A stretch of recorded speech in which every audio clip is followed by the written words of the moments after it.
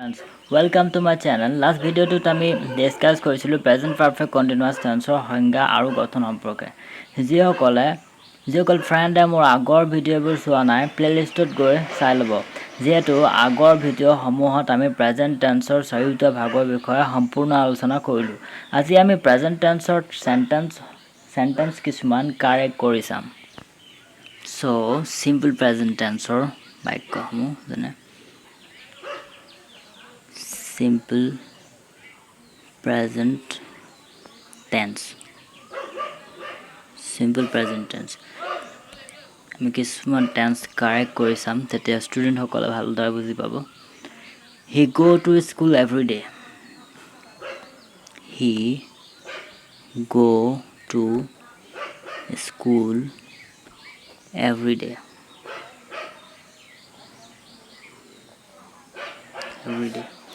go to bracket থাকিব যেটো তো কারেক্ট কৰিব লাগিব হেকানে he go to school every day তা প্ৰত্যেক দিনে স্কুল লৈ যায় ইয়াত আমি এটি কাৰেক্ট কৰিব লাগিব প্ৰত্যেক দিনাই স্কুল লৈ যায় মানে সদায় স্কুল লৈ যায় কোনো এটা কাম সদায় চলি থকা নাবা প্ৰতি দিনে প্ৰতি সপ্তাহে প্ৰতি মাহে চলি থকা বুজায় তেনেকুৱা বাক্য সিম্পল প্ৰেজেন্ট টেন্সৰ হয় সো ইয়াত আমি শুদ্ধ কৰিম ইয়াৰ ফৰ্মটো জানিম এতিয়া আমি বাক্যটো বুজি পালো যে সিম্পল প্ৰেজেন্ট টেন্সৰ হয় সো ইয়াক ফৰ্ম অনুসৰি আমি কাৰেক্ট কৰি দিম হৈ যাব হি সাবজেক্ট হয় গো টু ভাৰ্ব তাৰপিছত বাকিবোৰ object so go to verb হয় গো টু প্ৰেজেন্ট ফৰ্মত হ'ব subject plus verb in main form ইয়াৰ ফৰ্মটো হৈছে সো গো ওয়েন্ট গান গো টু প্ৰেজেন্ট ফৰ্মত আছে ঠিকই আছে তেন্তে আমি সাম সাবজেক্টটো হি সাবজেক্টটো যদি থার্ড পারসন সিঙ্গুলার নাম্বার হয়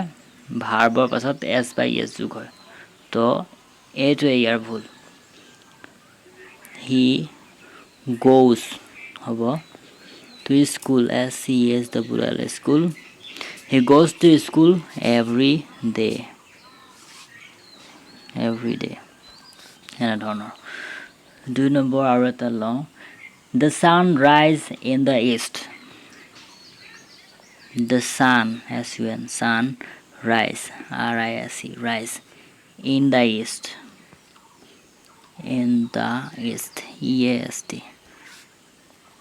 ইয়াত rise to verb so কি কৈছে সূৰ্য পূব দিশত উদয় হয় এনেকুৱা বাক্যটো আমি পাই ধৰিব পাৰিছো যে এটো চিৰন্তন সত্য বাক্য হলে সিম্পল প্ৰেজেন্ট টেন্সত হয় বুলি আমি জানো তো এক শুদ্ধ কৰিম the sun rise to present ফৰ্মত আছে rose risen হয় প্ৰেজেন্ট ফৰ্মত আছে তেনেহলে শুদ্ধ আছে তেতিয়া আমি সাবজেক্টটো সাম কিবা ভুল আছে নেকি the sun হৈছে third person singular number person to তেনেহলে ৰাইজৰ পাছত s বাই s যোগ হ'ব the sun কি হ'ব rises হৈ যাব in the east আৰু এটা আমি উদাহৰণ চাম he do his work well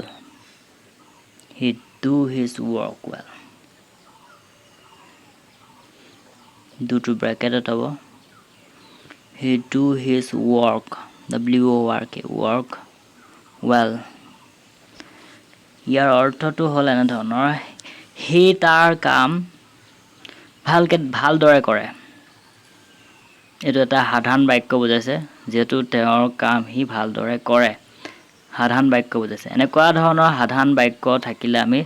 বাক্যটোৰ simple present টেন্সত শুদ্ধ কৰিব লাগে যদি ইনকাৰেক্ট থাকে তেনেহলে সো কি হ'ব he to third person singular number হে কাৰণে ডুৰ পাছত es যোগ হ'ব he does his work well তো এইবোৰ আছিল সিম্পল প্ৰেজেন্ট টেন্সৰ কেইটামান কাৰেক্ট কৰিলো আমি বাক্য তাৰ পিছত আমি প্ৰেজেন্ট কন্টিনিউয়াস টেন্সৰ বাক্য কেইটামান কাৰেক্ট কৰিম ষ্টুডেন্ট সকলে ভালদৰে চাই ল'ব তেতিয়া বুজি পাই যাব 2 number present continuous present CINITINUOUS present continuous টেন্সৰ বাক্য প্ৰেজেণ্ট আমি টেন্সসমূহ কাৰেক্ট কৰিব সময়ত আমি ডেফিনেশ্যনটো পূৰা মনত থাকিব লাগিব আৰু ইয়াৰ ফৰ্মটোতো পূৰা মনত ৰাখিব লাগিব তেতিয়াহে আমি কোনো এটা বাক্য ফটককৈ ধৰিব পাৰিম আৰু ইয়াক শুদ্ধ কৰিব পাৰিম প্ৰেজেণ্ট কণ্টিনিউৱাছ টেন্সৰ ফৰ্মটো কি আছিলে subject plus be verb am is are তাৰপিছত verb plus I N G চ' আমি উদাহৰণ লওঁ She tell us a story. She tell us a story. Tell to bracket হ'ব. Tell us a story. কি কৈছে তাই আমাক এটা সাধু কৈ আছে বৰ্তমান চলি থকা বুজাইছে তাই আমাক সাধু এটা কৈ আছে বৰ্তমান চলি থকা বুজাইছে ইয়াৰ ফৰ্মটো আমি যোগ দি দিম হৈ যাব চি লগত কি হ'ব ইজ হ'ব বি ভাৰ্ব ইজ বহালোঁ আমি টেলটো যিহেতু ভাৰ্ব ফৰ্মটোত কি আছিলে ভাৰ্বত আই এন জি যোগ হ'ব চ' টেলিং হ'ব চি ইজ টেলিং বাকীবোৰ একে চি ইজ টেলিং আজ আ ষ্টৰি এনেধৰণৰ আৰু এটা আমি উদাহৰণ ল'ম mother make a cup of T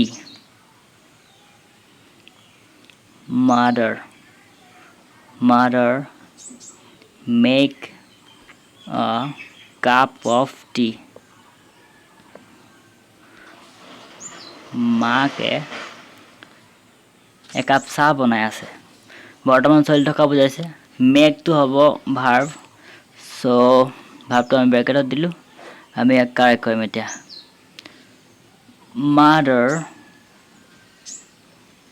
mother লগত কি হ'ব is mother is making father is making a cup of tea mother make a cup of tea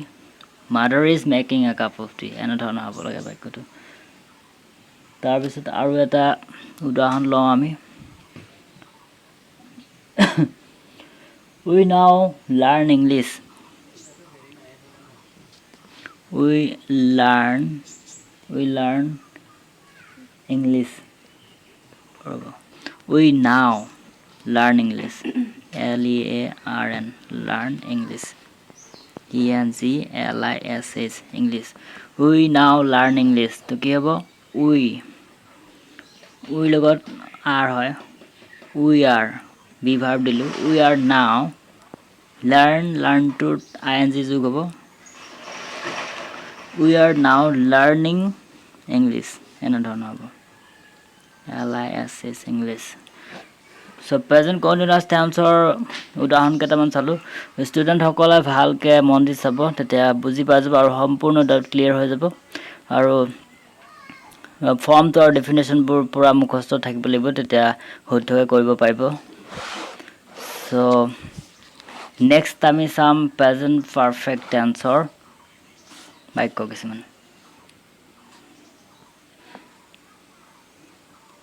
present পাৰফেক্টৰ কি আছিলে ডেফিনেশ্যনটো কোনো এটা কাম এইমাত্ৰ শেষ হোৱা বুজায় ফৰ্ম আছিল subject plus have been has been verb in past perfect এনেধৰণৰ মনত থ'ব লাগিব চ' উদাহৰণ এটা লওঁ we hear a strange story we hear a strange story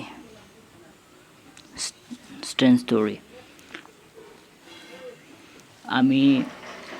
আচৰিত কাহিনী এটা শুনিলোঁ আৰু কাৰেক্টটো কি হ'ব we have heard a strange story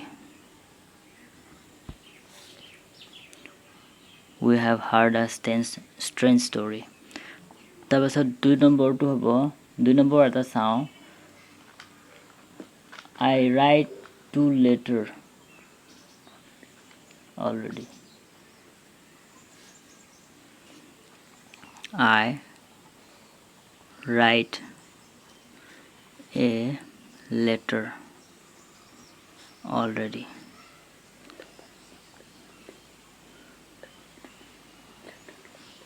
Already.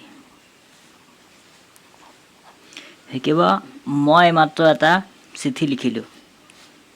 কিবা মই মাত্ৰ এটা চিঠি লিখিলোঁ I have write or past perfect form কিবা written I have written a letter already এই গানটো লিখি দিওঁ already এনে ধৰণৰ তাৰপিছত আৰু এটা এক্সাম্পল আৰু এটা বাক্য লওঁ The train arrived just now at the station. The train arrived to bracket arrive the station at the station just now.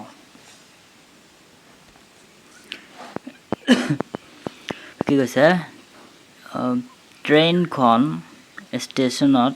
এইমাত্ৰ আহি পালেহি ট্ৰেইনখন এইমাত্ৰ ষ্টেচন আহি পালেহি এইমাত্ৰ অহা বুজাইছে কি হ'ব এই উত্তৰটো কি হ'ব কাৰেক্টটো কি হ'ব the train third person singular number so has arrive to past perfect form of arrived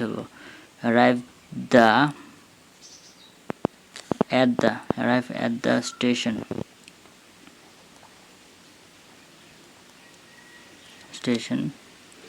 just now তো এনে ধৰণৰ আছিল প্ৰেজেন্ট পাৰফেক্ট টেন্সৰ বাক্য কাৰেক্ট কৰিলোঁ আমি নেক্সট আমি প্ৰেজেন্ট পাৰফেক্ট কণ্টিনিউয়াছ টেন্সৰ বাক্য কেইটামান কাৰেক্ট কৰিম প্ৰেজেন্ট পাৰফেক্ট কণ্টিনিউয়াছ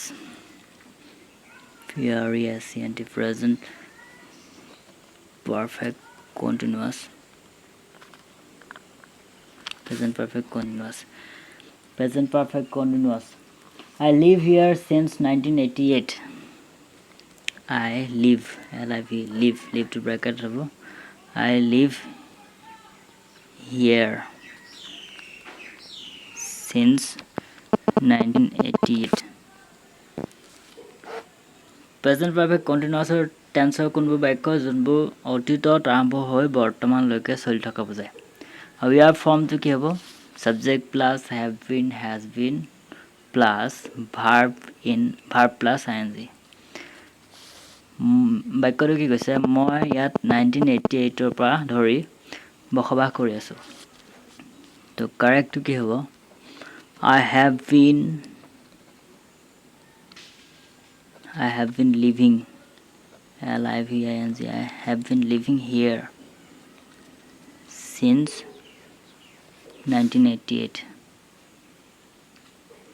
1988 এনে ধৰণৰ আৰু এটা বাক্য লওঁ they do the work for 6 months they do the work since 6 months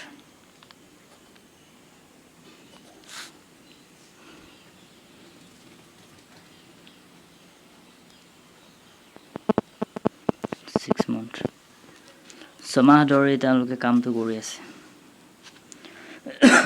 correct কি হ'ব they লগত have they have been due to verb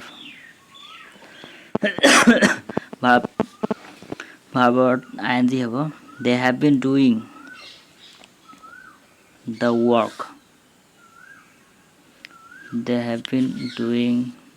work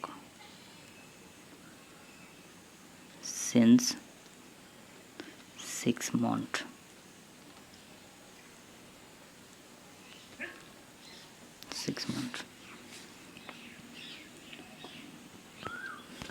So এইবোৰ আছিল প্ৰেজেণ্ট পাৰফেক্ট